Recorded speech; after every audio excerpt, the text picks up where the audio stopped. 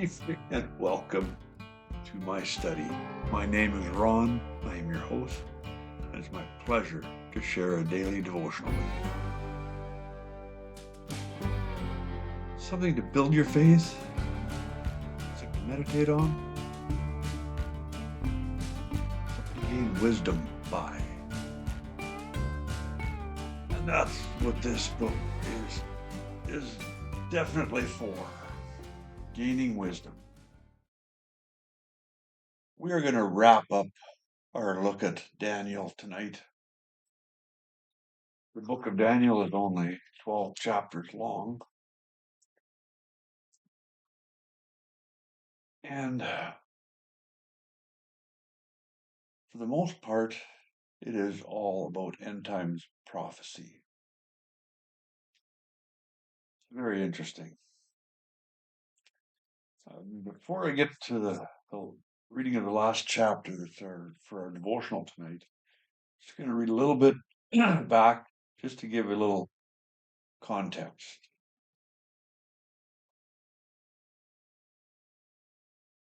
Okay.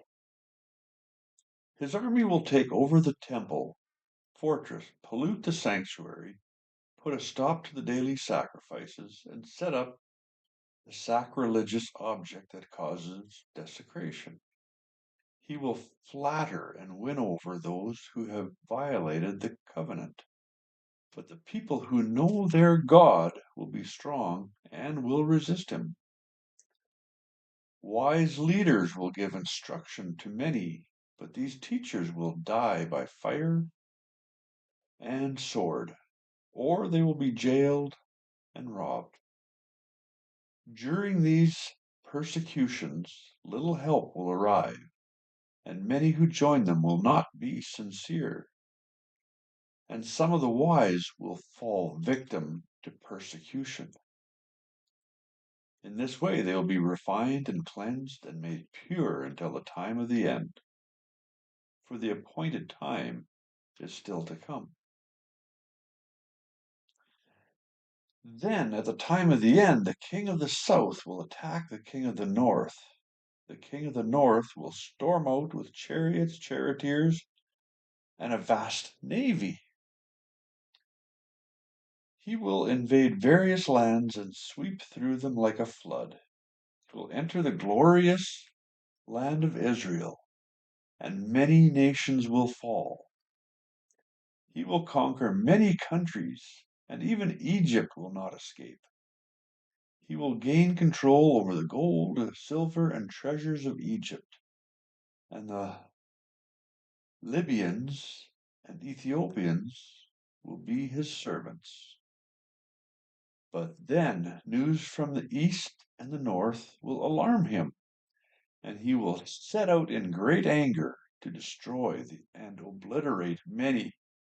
He will stop between the glorious holy mountain and the sea, and he will pitch his royal tents. But while he is there, his time will suddenly run out, and no one will help him.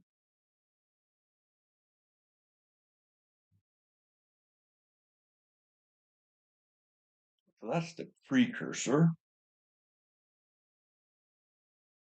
Things are not going to be good in the end times, at least not for believers. Here we go in the first few verses of chapter 12. At that time, Michael the archangel, who stands guard over your nation, will arise. Then there will be a time of anguish greater than any since nations first came into existence. But at that time, every one of your people whose name is written in the book will be rescued. Many of those whose bodies lie dead and buried will rise up, some to everlasting life, and some to shame and everlasting disgrace. Those who are wise will shine as bright as the sky, and those who lead many to righteousness will shine like the stars forever.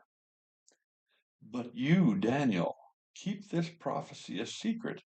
Seal up the book until the time of the end, when many will rush here and there and knowledge will increase.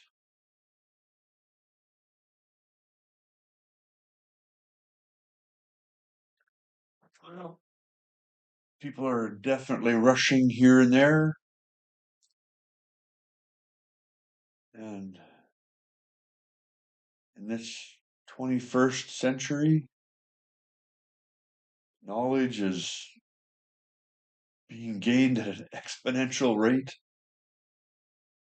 faster than I've ever seen it. Scientists can now figure out the whole sequence of a DNA strand. 30 years ago, they didn't even know what a DNA was. Anyway, we are living in interesting times, staying connected to the Word, growing your faith, increasing your wisdom. Crucial, absolutely crucial. So I will just keep doing the daily devotional. And again, you're welcome to hang around. And the verse still for this week is John 3:16. For God so loved the world that he gave his only Son, that whosoever believes on him will not perish but have everlasting life. Amen. Amen. Y'all have a good night. God willing, we'll see you tomorrow.